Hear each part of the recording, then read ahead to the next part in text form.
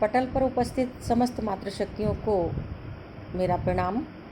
आज के कार्यक्रम की अध्यक्ष भारतीय शिक्षण मंडल महाकौशल प्रांत की पालक अधिकारी सुश्री अरुंधति गावड़कर जी का हार्दिक स्वागत अभिनंदन। गायन्ति देवा किल गीतिकानि धन्यास्तु ये भारत भूमि भागे। धन्य है हमारी भारत भूमि और धन्य है इस धरती के लोग जिनके विषय में देवता भी गौरव के गीत गाते हैं।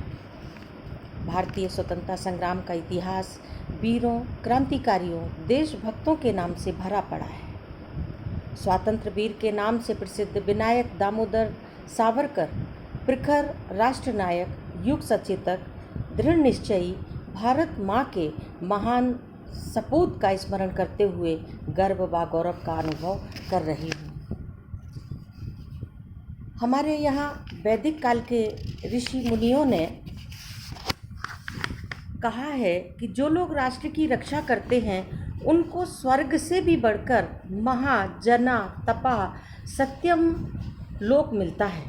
ऋषिका यमी भविष्यति आदेश देती है कि नियम में स्थित प्रेतात्मा तुम जाओ मिलने उन दिव्य भव्य आत्माओं से जो मृत्यु को वरण कर रहे हैं, जिनको उज्जवल वरदान मिला है अनंत अभिलाषाओं का, चिर निद्रा से जागृत हो मृत्यु के मंगलमय विधान में अमृतत्व के साथ खिले हैं, जो युद्ध भूमि में देश प्रेम हित अहरनिश लगे हुए हैं, जो स्वर्ग से भी आगे महा जना तपा सत्यम लोक में स्थिर सूर्य मंडल को भेद बड़े हैं बहुत आगे, चित पुरुष ऋत पालक तपापूत ऐसे पितृ पुरुषों का सानिध्य लाभ प्राप्त करो हे नियम में स्थित प्रेतात्मा। इस तरह से वैदिक काल में जो राष्ट्र भक्ति से ओतप्रोत होकर के अपनी जननी जन्मभूमिश्च स्वर्गादपि गरीयसी का परिचय देते हैं, उनका महत्व वैदिक काल में बहुत है। क्रांति की तलवार को अपने विचारों की शान पर तेज करने वाले वीर सावरकर ने छत्रपति शिवाजी को अपना आदर्श माना।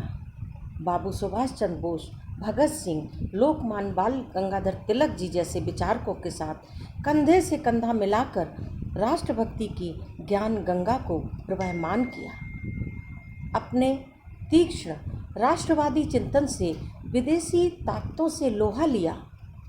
हिंदुत्व की विचारधारा को व्यापक तरीके से गढ़ने वाले राष्ट्रवादी चिंतक, जिन्हें महात्मा गांधी वीर कहकर संबोधित करते थे, भगत सिंह अपना आदर्श मानते थे, ऐसे वकील, कवि, साहित्यकार के रूप में प्रख्यात वीर सावरकर का जीवन बेहद संघर्षपूर्ण रहा है।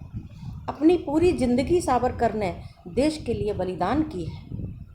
अपने त्याग और तपस्या के बल पर गुलामी की जंजीरों को तोड़ने के लिए अपने जीवन को होम करने वाले सावरकर तेज, त्याग, तपस्या, तर्क, तारुण्य, तीर और तलवार के कारण महान क्रांतिकारी गतिविधियों के अगुआ बने।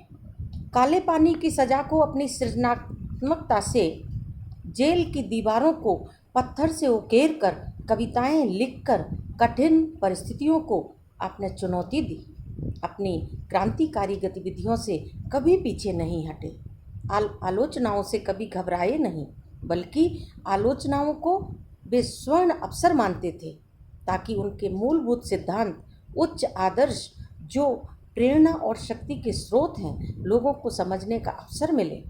स्वाधीनता का पहला संघर्ष आपकी पहली पुस्तक है, जो 1907 में प्रकाशित हुई और प्रकाशन के पूर्व अंग्रेज सरकार द्वारा जब्त कर ली गई। काला पानी आपका उपन्यास है। अंतरज्वाला संग्रह के साथ बहुत सारे लेख सावरकर जी ने लिखे हैं। भारत माँ के प्रति समर्पित सावरकर के अतीत का स्मरण कर हम अपने देश का वर्तमान और भविष्य सुरक्षित करें। आपका संग्रह अंतरज्वाला का प्रकाश पथ प्रदर्शक का कार्य करे। इसके आलोक में हम अपनी वास्तविक स्थिति समझें। वह कहा करते थे, हे मातृभूमि तेरे चरणों में पहले ही मैं अपना तन मन अर्पित कर चुका हूँ। देश सेवा ही ईश्वर सेवा है।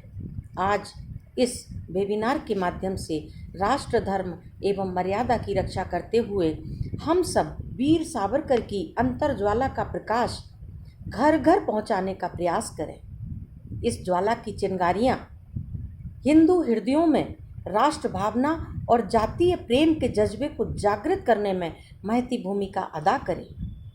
वीर सावरकर पर महिला प्रकल्प की सभी मातृशक्तियाँ लेखन के माध्यम से उनके विचारों का अवलोकन करें, पुस्तक तैयार करें। मैं यहाँ पर एक गीत के माध्यम से वीर सावरकर को सादर स्मरण करती हूँ। मैं उनके गीत गाती हूँ जो शाने बगावत का अलम लेकर निकलते हैं, किसी जालिम हुकूमत के धड़कते दिल पे चलते हैं, जो रख देते हैं सीना गर्म तोपों के दहानों पर, नज़र से जिनकी बिजली कौंधती है आसमानों पर। मैं उनके गीत गाती हूँ जो मेहनत कश हैं, अपने बाजुओं पर नाज